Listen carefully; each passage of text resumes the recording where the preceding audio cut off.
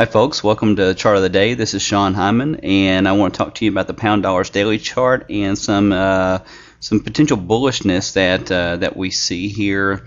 Here's what we call a head and shoulders pattern. It's actually inverted head and shoulders, where you have a lower shoulder here, then the head goes even lower.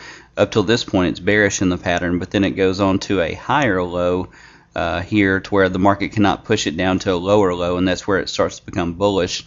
But it does not complete until this neckline, which we see here, this black line that runs across here, completes. Now I find this interesting because the pound for the longest could do nothing right. It was just almost a one-way bet to sell the pound and make money.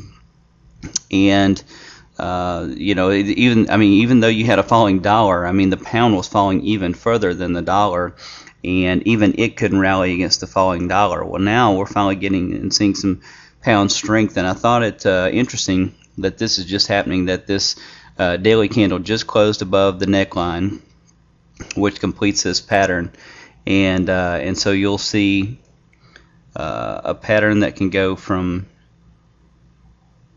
right here, a price projection rather, and can go up past where we are on the high end of the chart here. So should this continue to hold above the neckline, you could really see pound dollar go, well above 175 plus very easily, and that would be just a ton of pips to be had. So keep an eye on this to see if it stays above the neckline. If it does, there's a lot of bullish potential coming into the pound that wasn't there formerly.